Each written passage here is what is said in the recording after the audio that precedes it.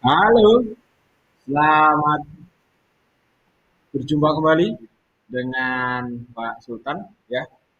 Jadi hari ini anak-anakku kita akan berbicara terkait dengan surat lamaran pekerjaan.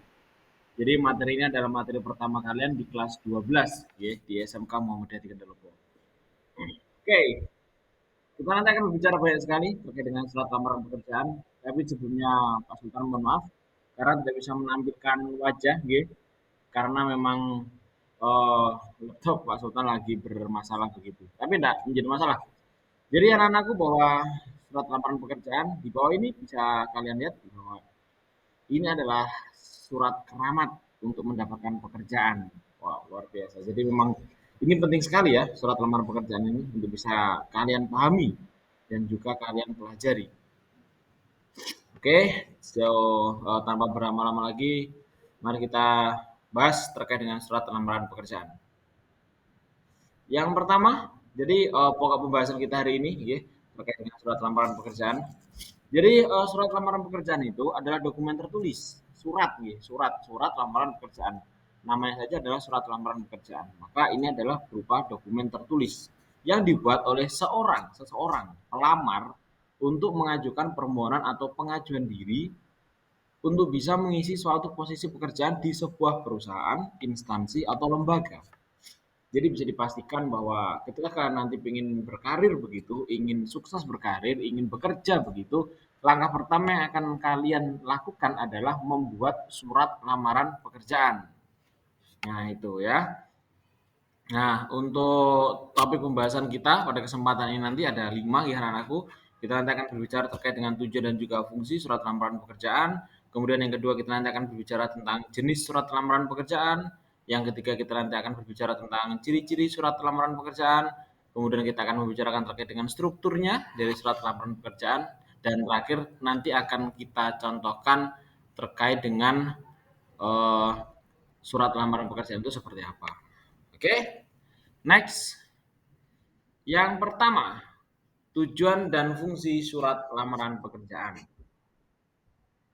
Tujuan dari penulisan surat lamaran pekerjaan adalah untuk melamar pekerjaan menjadi karyawan maupun posisi atau jabatan tertentu sesuai dengan posisi yang sedang dicari atau yang tersedia. Jadi anak-anakku, tujuan dari pembuatan surat lamaran pekerjaan ini tentu adalah untuk mendapatkan sebuah pekerjaan seperti yang saya sampaikan tadi, bahwa langkah pertama yang akan kamu lakukan ketika ingin mencari pekerjaan adalah membuat surat lamaran pekerjaan. Kemudian surat lamaran pekerjaan ini itu sifatnya adalah pribadi dan formal. Bersifat pribadi karena surat ini dibuat oleh seseorang. Jadi kalian sendiri yang membuat pribadi. Isi dari surat lamaran pekerjaan nanti adalah informasi-informasi pribadimu, konten-konten pribadimu, dan formal karena menggunakan bahasa yang resmi, yaitu bahasa Indonesia yang baik dan benar. Sedangkan fungsinya dari surat lamaran pekerjaan ini adalah fungsi utama dari surat lamaran pekerjaan adalah secara surat tertulis sebagai pengajuan permohonan pekerjaan. Sedangkan fungsi khusus yaitu satu, alat komunikasi untuk menginformasikan atau untuk memberi informasi mengenai identitas pelamar kerja, yaitu identitas kalian nanti. Yang kedua adalah sebagai bahan pertimbangan bagi perusahaan menerima pelamar yang tepat. Jadi surat lamaran pekerjaan nanti akan digunakan oleh perusahaan ini, oleh instansi ini sebagai dasar untuk mereka menerima seorang karyawannya. Yang ketiga, tanda tertulis pengajuan permohonan pekerjaan yang sifatnya resmi. Empat, sebagai bukti historis pelamar yang melamar pekerjaan tersebut. Dan yang terakhir adalah sebagai salah satu bentuk pedoman kerja. Jadi itu ya anak, tujuan dan juga fungsi surat lamaran pekerjaan. Sudah paham belum? Kalau belum silahkan nanti tulis di kolom chat ya atau tulis di kolom komentar di bawah ini sehingga nanti Bapak bisa melihat kalian sudah paham atau belum dan Bapak bisa menjelaskan kembali lewat kolom komentar apabila kalian belum paham. Kemudian eh, yang selanjutnya adalah jenis surat lamaran pekerjaan. Jadi anak-anak berdasarkan pembuatannya atau pembuatnya surat lamaran pekerjaan itu dibedakan menjadi dua. Yang pertama adalah surat lamaran kerja berdasarkan inisiatif sendiri. Dan yang kedua adalah surat lamaran kerja berdasarkan lowongan pekerjaan. Ada yang sudah tahu perbedaannya? Oke. Kalau memang belum, jadi surat lamaran pekerjaan yang berdasarkan inisiatif sendiri itu adalah dibuat oleh dengan keinginan sendiri tanpa tahu apakah perusahaan tersebut membutuhkan karyawan atau tidak. Jadi contohnya begini, misal di sekolah kita lah di SMK Muhammadiyah di Kendolopo. Di SMK Muhammadiyah di Kendolopo itu tidak membuka lowongan pekerjaan. Hanya saja kalianlah yang ingin bekerja di SMK Muhammadiyah 3 Dolopo. Nah, dari situlah kalian membuat surat lamaran pekerjaan berdasarkan inisiatifmu sendiri. Terus pokoknya aku pengen kerja nih SMK Muhammadiyah 3 Dolopo. Aku gak aruh ning kono enek lowongan atau enggak gitu misalnya. Ya udah kamu buat aja surat lamaran pekerjaan. Siapa tahu ketika kamu mengajukan surat lamaran pekerjaan itu suatu saat SMK Muhammadiyah 3 Dolopo ini atau lembaga ini akan membutuhkan tenaga kerja sesuai dengan bidang yang kamu lamar. Nah, itu pasti kamu akan dipanggil. Itu yang pertama. Yang kedua, surat lamaran pekerjaan berdasarkan lowongan kerja. Jadi memang ada lowongannya. Di situ ada posternya, ada pamfletnya, ada brosurnya, ada informasinya, ada informasi via chat mungkin. Jadi ada informasi tentang lowongan pekerjaan di tempat tersebut, di lembaga tersebut, di perusahaan tersebut. Nah, berdasarkan lowongan pekerjaan itu, entah dari mana kamu melihatnya, mengetahuinya, kamu buat surat lowongannya. Contoh misalnya di SMK Muhammadiyah Kendoropo saat ini sedang membutuhkan guru bahasa Indonesia misalnya. Nah, kamu tertarik mengisi posisi itu. Nah, kamu tahunya misalnya dari media Instagram misalnya. Kamu tahu posternya itu dari media Instagram. Instagramnya SMK misalnya. Kemudian kamu tertarik. Kamu membuat surat lamaran berdasarkan iklan tersebut, berdasarkan lowongan tersebut.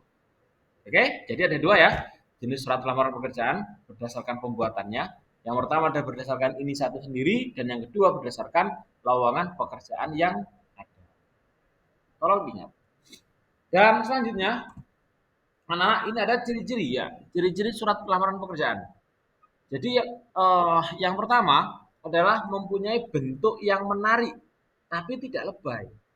Jadi surat laporan pekerjaan itu, satu surat itu ketika dilihat saja itu sudah menarik. Bahasanya, bahasa yang dikemas itu juga menarik. Tetapi kuncinya adalah satu, tidak lebay. Jangan menggunakan bahasa-bahasa yang aneh. Karena sekali lagi, dalam surat lamaran pekerjaan menggunakan bahasa yang resmi. Karena ini surat resmi. Ya. Yang kedua adalah menggunakan bahasa yang menarik tetapi formal dan sopan. Nah ini yang saya katakan tadi. Bahasanya itu menarik tetapi tetap formal, tetap bahasa baku, tetap menggunakan bahasa Indonesia yang baik dan benar. Dan yang paling penting adalah sopan. Karena kan ada kan bahasa Indonesia tapi tidak sopan kan ada, jadi jangan dipakai. Nomor tiga, menggambarkan kemampuan pelamar. Jadi surat lamaran pekerjaan ini itu harus menggambarkan kemampuanmu, kualifikasi dirimu, keterampilanmu itu sebenarnya di bidang apa. Ya, jadi itu harus muncul di dalam surat lamaran pekerjaan. Dan yang terakhir adalah tepat sasaran. Jangan sampai ketika kamu pengen ngelamarnya di SMK Muhammadiyah di Gandolopo, tetapi di dalam suratmu itu kamu tulis SMA Muhammadiyah 2 Gandolopo misalnya. Nah, itu tidak tepat sasaran. Ya, sehingga harus tepat sasaran. Kemudian misalnya di SMK Muhammadiyah di Gandolopo ini yang dicari adalah guru bahasa Indonesia. Kemudian kamu ngelamarnya sebagai guru matematika, nah itu berarti tidak tepat sasaran. Ini beda cerita ketika berdasarkan inisiatif sendiri tadi. Jadi benar kamu nggak tahu yang dibutuhkan apa gitu, kamu ngelamar aja gitu.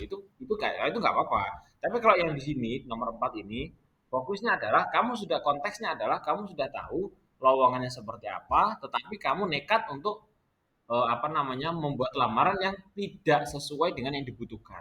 Berarti itu namanya tidak tepat sasaran. Oke? Kemudian anak-anak ini yang paling penting sekali tolong untuk bisa dipahami terkait dengan struktur surat lamaran pekerjaan. Ya, ada beberapa. Yang pertama adalah adanya tanggal surat. Sorry ya, ini bukan tanggal dan tanggal surat, tapi tanggal surat. Atau ini tempat dan tanggal surat. Jadi tanggal dan pembuatan surat ditempatkan di sebelah pojok kanan surat dan tidak diikuti titik. Contohnya Jakarta Maret 2023. Nomor dua adalah lampiran dan perihal ya. Ini perihal disingkat hal. Penulisan kata lampiran dan perihal tidak perlu disingkat. Sedangkan angka dan kolom lampiran ditulis menggunakan huruf.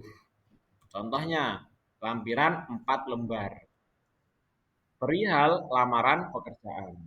Oke? Nanti dicontoh nanti mungkin bisa kalian paham. Next, struktur yang ketiga adalah adanya alamat surat. Ya, jadi ketika dalam penulisan alamat surat ada beberapa yang perlu dipahami. Yang pertama adalah penulisan alamat disarankan tidak lebih dari 3 baris. Disarankan. Berarti sebaiknya memang kurang dari 3 baris. Tapi misalnya kurang misalnya harus 3 baris atau bahkan 4 baris ya nggak masalah ya. Yang penting kalau bisa diusahakan tidak lebih dari 3 baris. Kemudian nomor dua adalah sebisa mungkin jabatan tidak ditulis menggunakan jenis kelamin seperti bapak atau ibu. Jadi jangan sampai nanti kamu menulisnya yang terhormat bapak atau ibu manajer lah itu nggak perlu. Langsung aja manajer arti sukses begitu. Seperti contoh di bawah ini. Nggak perlu disebutkan jenis kelaminnya. Bapak ibu nggak perlu. Itu kurang sopan kalau dalam tata bahasa baku bahasa Indonesia. Kemudian selanjutnya adalah tulisan jalan di alamat jangan disingkat atau tidak boleh disingkat, ya. Ya terus jalan gitu, jangan JL, jangan JLN, jangan langsung jalan begitu. Kemudian selanjutnya adalah masing-masing akhir barisnya tidak menggunakan titik. Sehingga apabila dicontohkan seperti ini. YTH titik, YTH ini yang terhormat, manajer Adi Sukses, Jalan IR Soekarno nomor 04 Cawang, Jakarta Selatan. Nah, anak-anakku terkait dengan alamat surat, formatnya seperti ini, ya. Jadi mungkin kalian akan menemukan gitu beberapa contoh surat mungkin di internet atau mungkin kalian sendiri sering banget membuat surat itu kepada YTH. Nah, itu buatan baku nggih, itu tidak boleh nggih.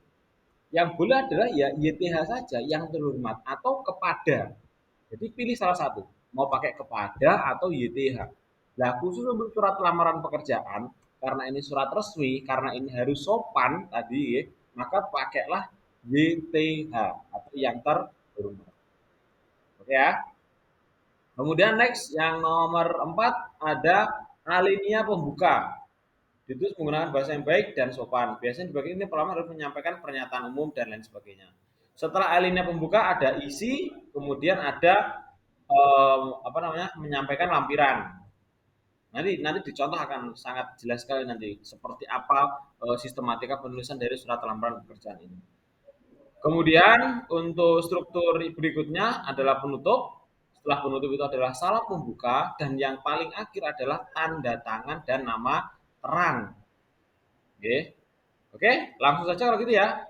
Nah, ini contohnya. Oh, bisa terlihat. Kalau tidak bisa mungkin bisa di zoom gitu nanti.